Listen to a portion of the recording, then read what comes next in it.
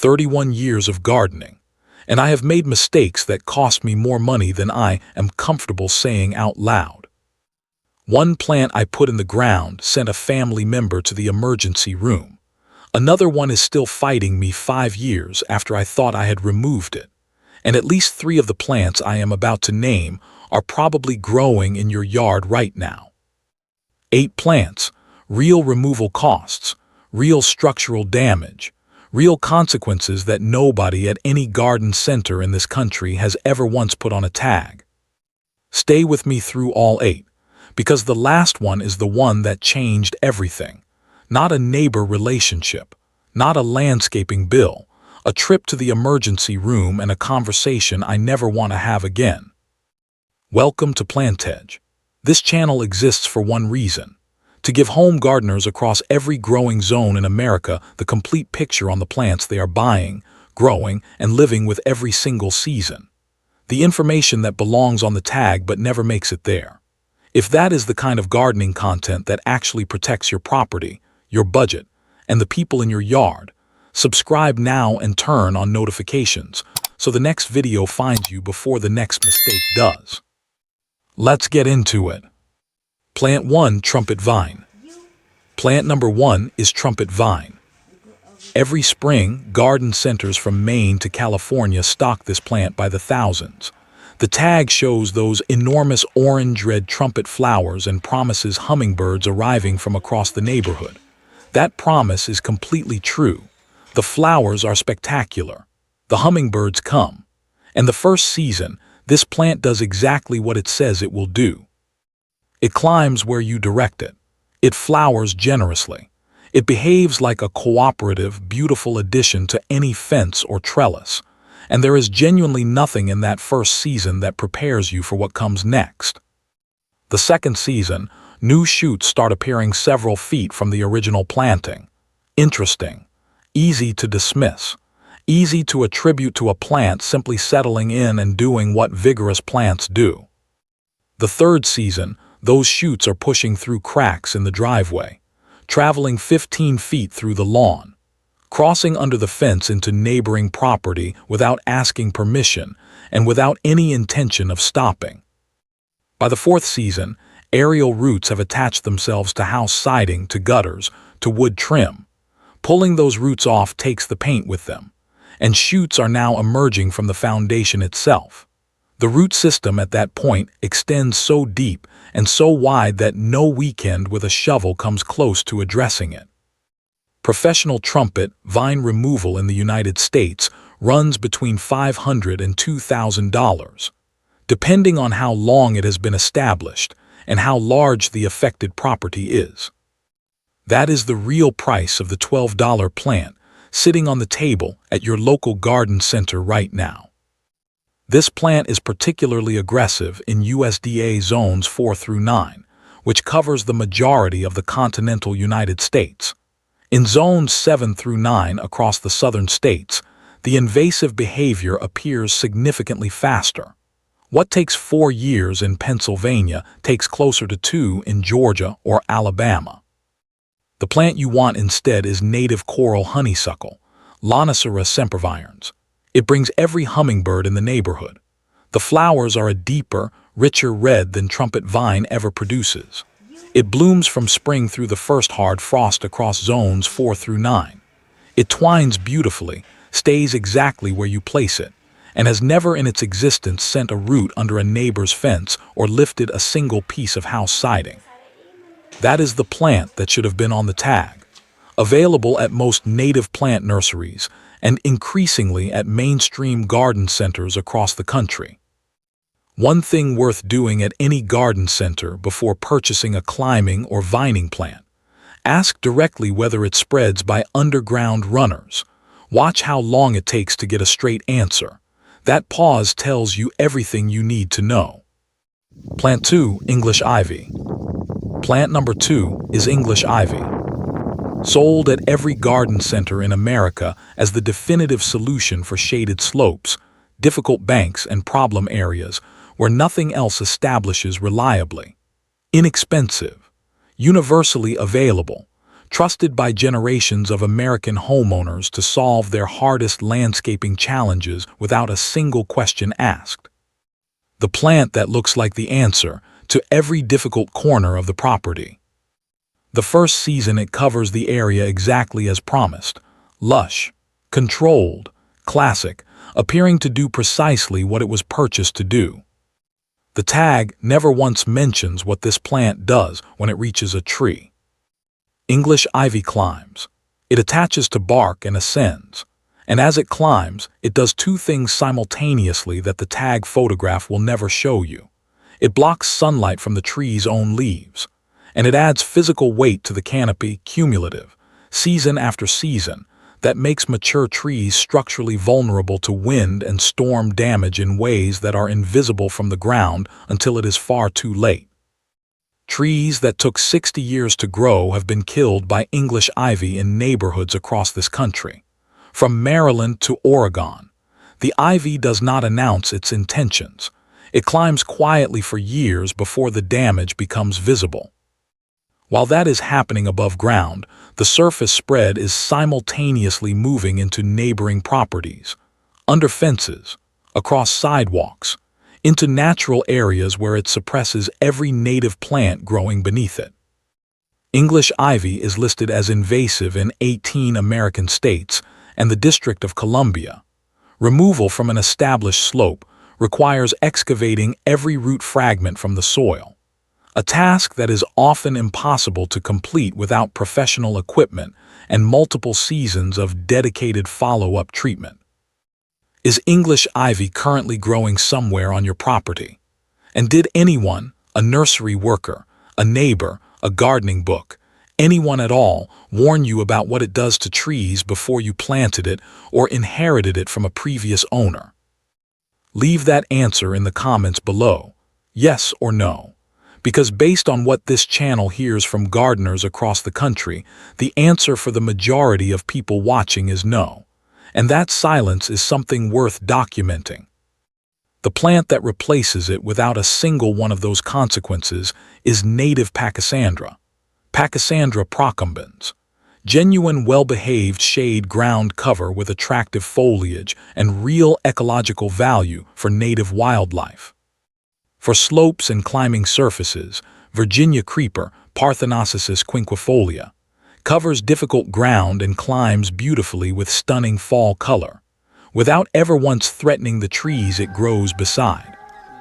Both are native across most of the eastern United States and available at quality garden centers nationwide. Plant 3. Mint. Plant number 3 is mint planted directly in the ground.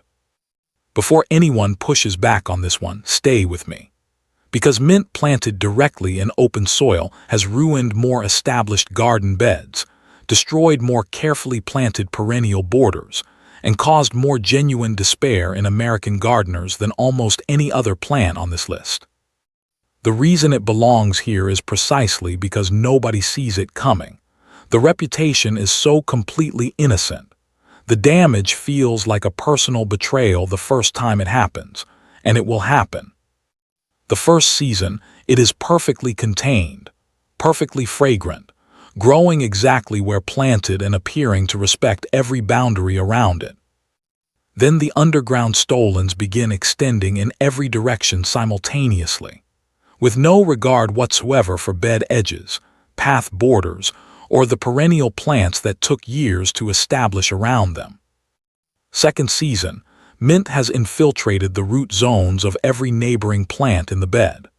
Third season, it has traveled under hardscape, through lawn areas, and into adjacent beds that were never intended to be part of the same planting. Extracting it at that point means removing and replanting everything it has moved through, every established division, every carefully placed perennial that took multiple seasons to reach its current size, everything. And here is the detail that makes this plant genuinely difficult to remove once it has established. The stolons break easily during removal attempts.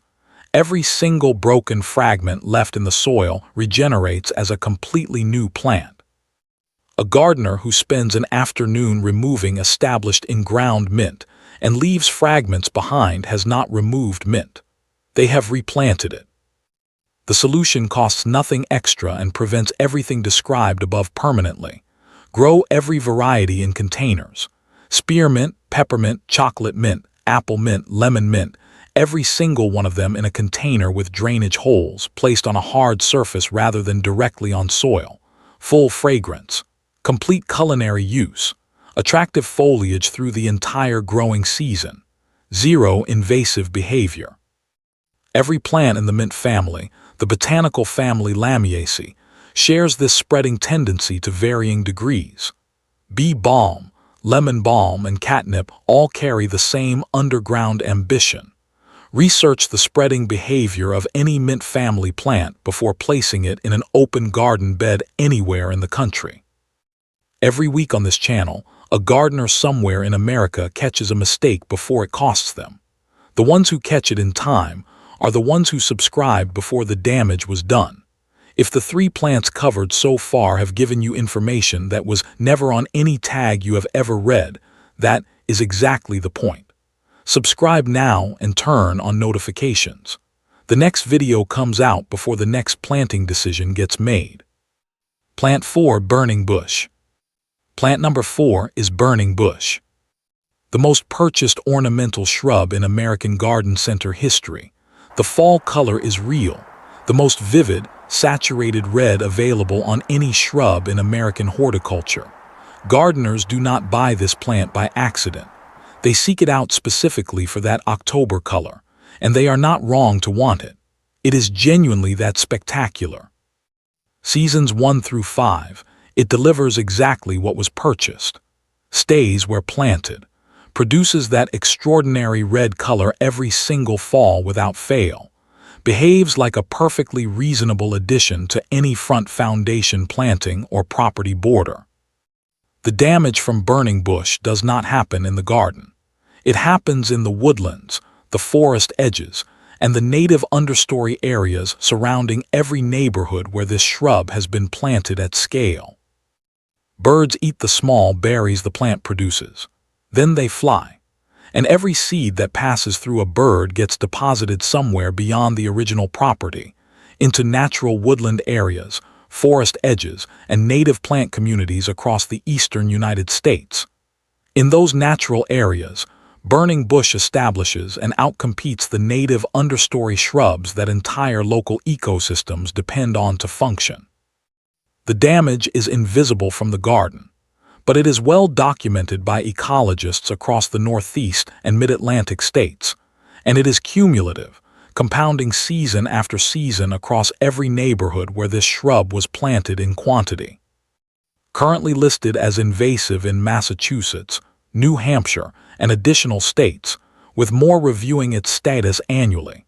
Large garden centers continue selling it freely in states where restriction has not yet passed into law. Burning bush is growing in front of more American homes than almost any other shrub on this list. If there is one in the yard right now, leave that in the comments and be honest. Was it planted deliberately? Or did it come with the property when it was purchased?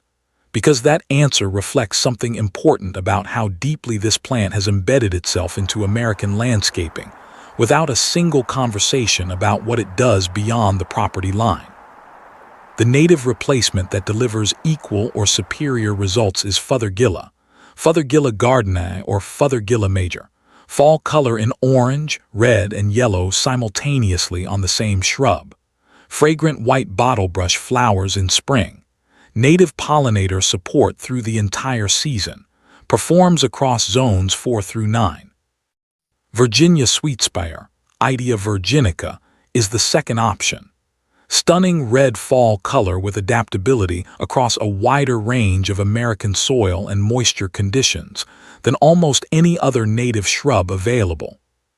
Both are at quality native plant nurseries and increasingly at mainstream garden centers nationwide. Plant 5, Purple Loosestrife.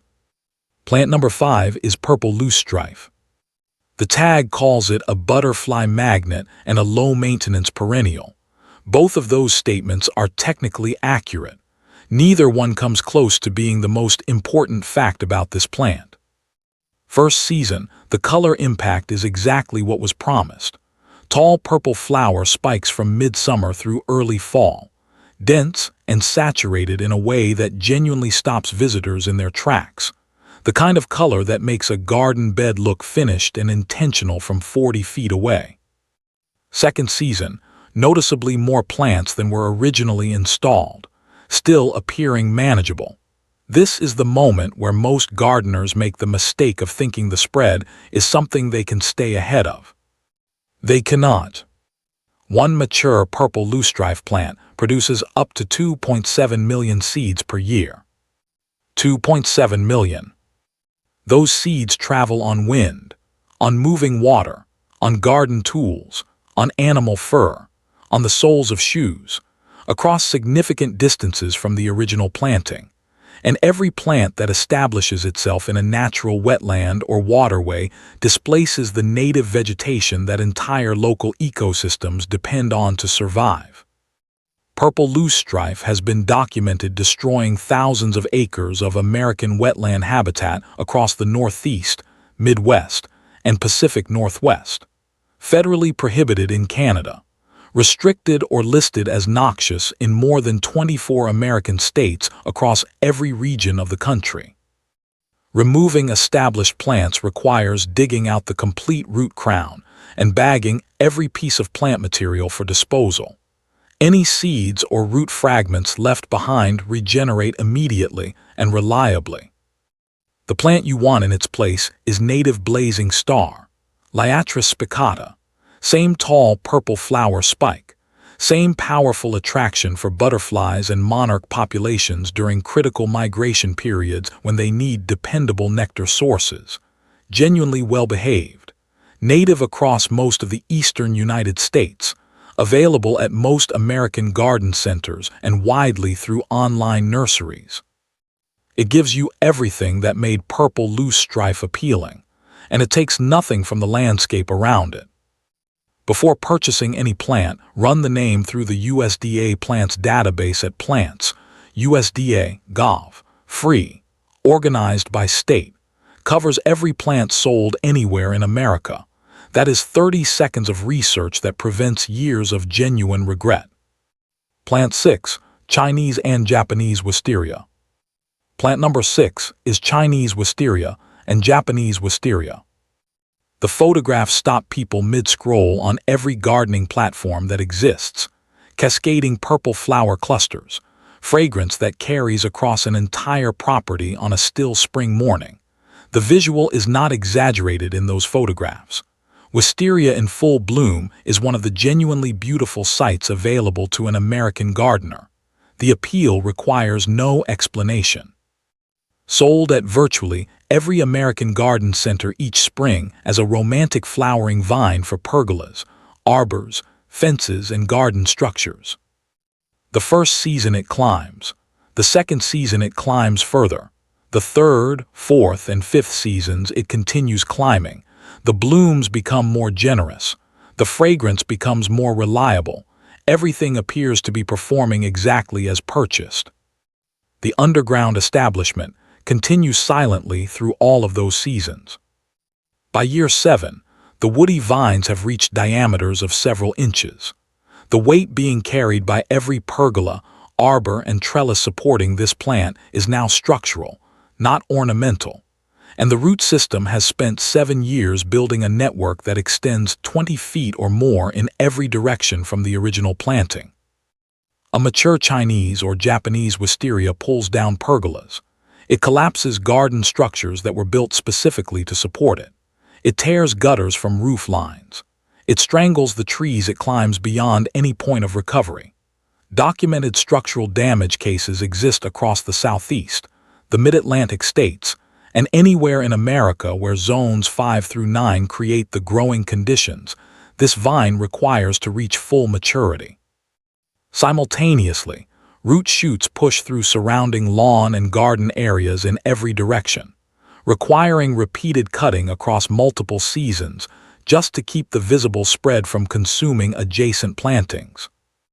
The 7-year false security period is what makes this plant so consistently costly.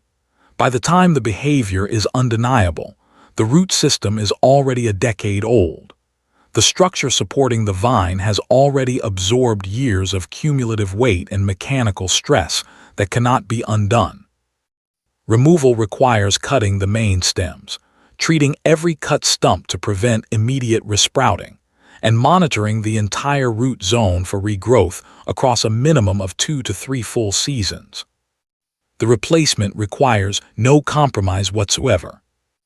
American Wisteria, Wisteria frutescens, and Kentucky Wisteria, Wisteria macrostachea, deliver cascading purple blooms and genuine fragrance in vines that behave predictably and never attempt to consume their support structure. Blue Moon Kentucky Wisteria blooms faster than its Asian counterparts, performs reliably across zones 3 through 9, and is available at mainstream garden centers nationwide. Same visual, same fragrance, same heirloom garden character, none of the structural consequences. This channel covers exactly this kind of information every single week: the ecological consequences, the legal status by state, the removal costs, the better alternatives that deliver everything the problem plant promised. Gardeners who watch Plantage spend their money once on the right plant instead of twice on the wrong one, and then again on professional removal. If that is the kind of return worth 25 minutes of your time, subscribe now.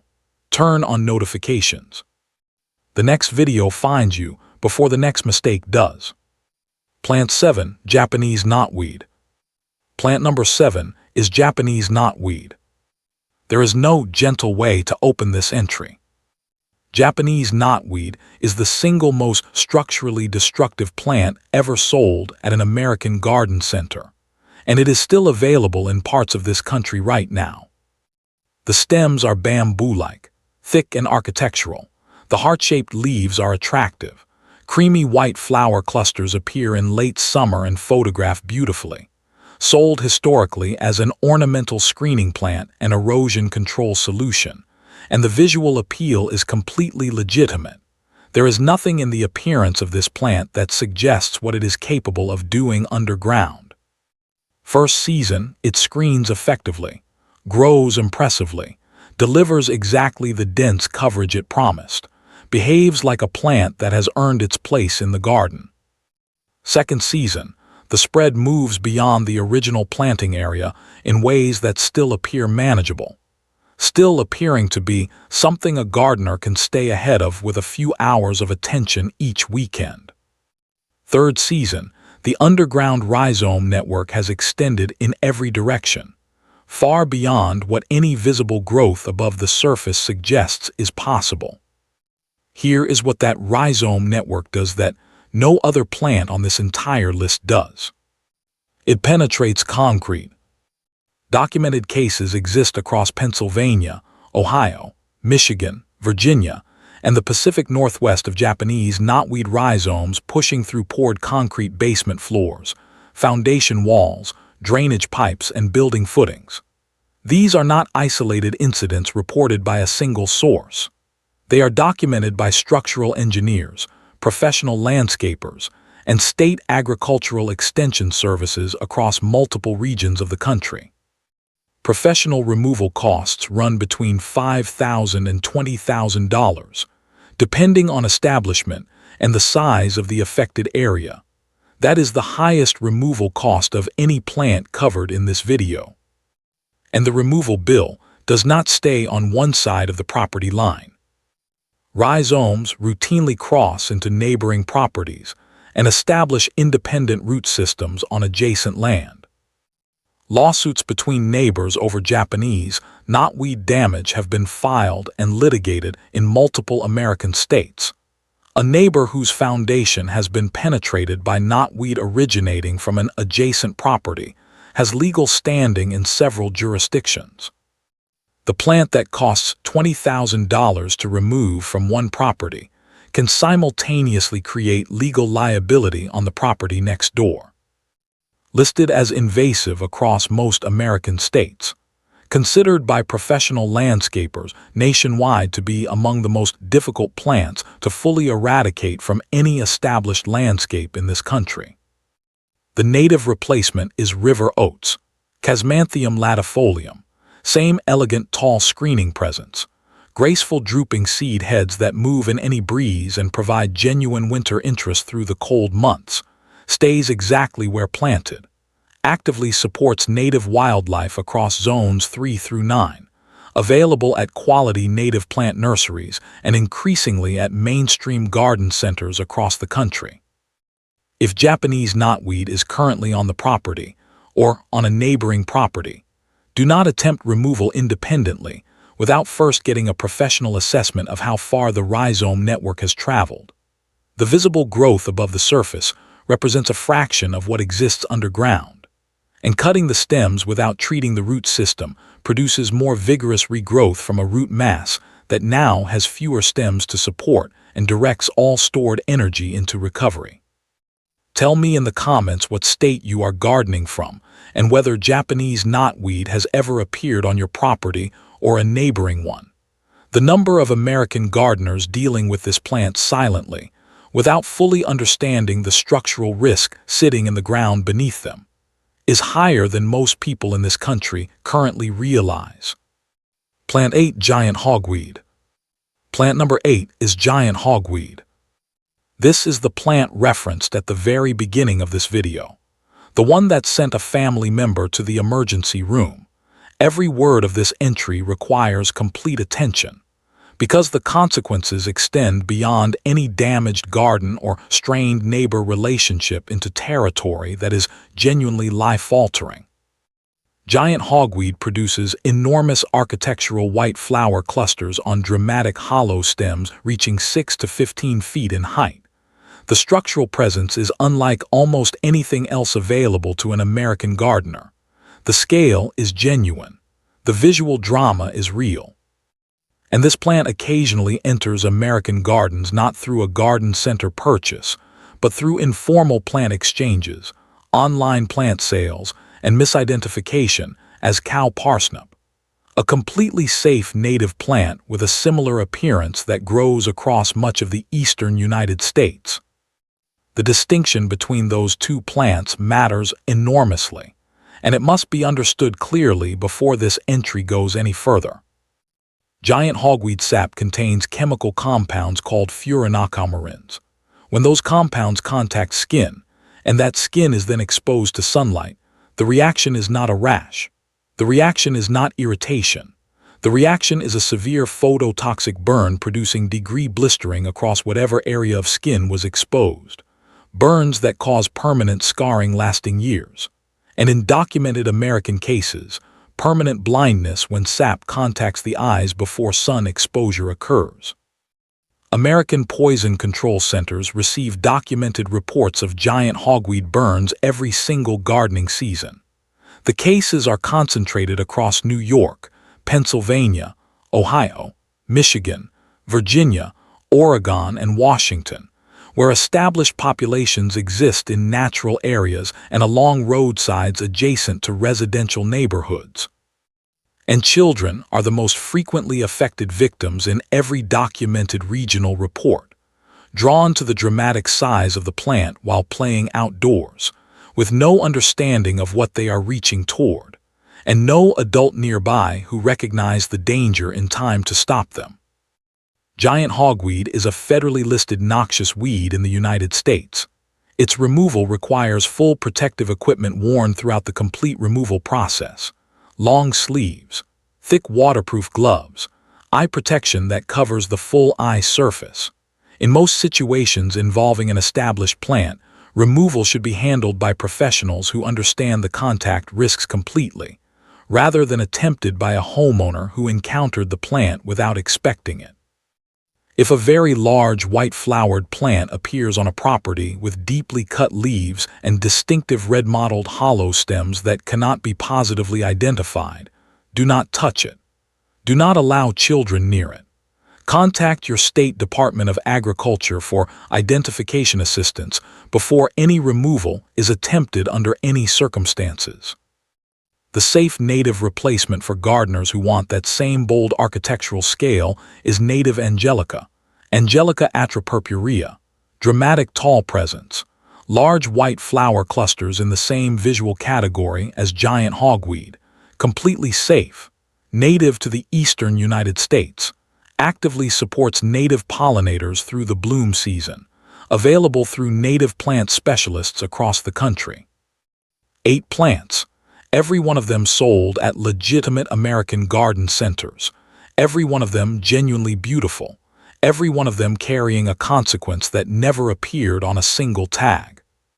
Before this video ends, 3 questions worth carrying into every garden center visit for the rest of this season. First, does this plant spread by underground runners or rhizomes? Any nursery worker who cannot answer that question directly and without hesitation is a signal to research independently before any purchase decision is made. Second, is this plant listed as invasive in this specific state? The USDA Plants Database at Plants, USDA.gov provides free invasive status information organized by state for every plant sold anywhere in America. That resource belongs bookmarked on every gardener's phone before they walk through a garden center door this spring. Third, what does this plant look like in year 3, not year 1, which is what the tag photograph shows? Year 3 is what the experienced gardener knows. Year 3 is what this entire video has been documenting. One additional free resource that almost nobody in American gardening knows exists. The Lady Bird Johnson Wildflower Center Native Plant Database at wildflower.org.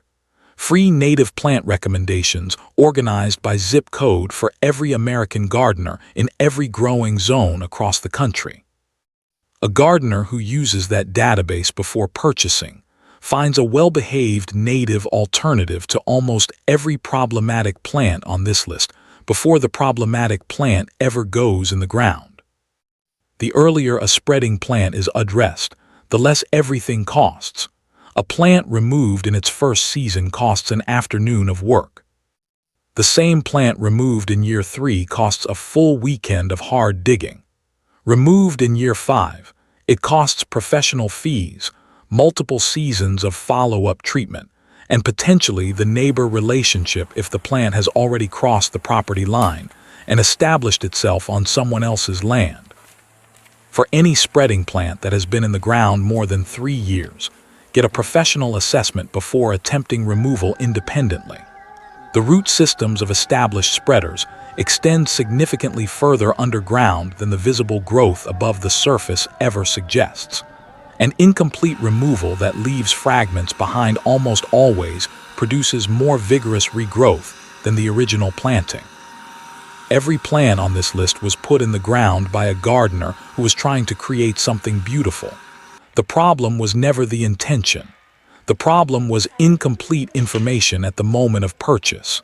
And that is entirely fixable, starting with the research habits covered in this video. Which plant on this list surprised you the most? Leave that answer in the comments below. And if one of these 8 is already growing in your yard, say which one and how long it has been in the ground. That answer sitting in the comment section today might be the single piece of information that stops another gardener from making the same decision before this planting season goes any further. The gardeners who avoid these mistakes are not more experienced. They are better informed. Plantage exists to close that gap every single week with the specific, honest, complete information that protects the garden, the property, the budget, and in the case of the final plan on this list, the people inside the yard. Subscribe, turn on notifications, and make sure the next video reaches you before the next planting decision gets made. Because the gardener who has this information before they plant never has to pay to undo what they planted. And that is a return on 25 minutes that compounds every single season for the rest of a gardening life.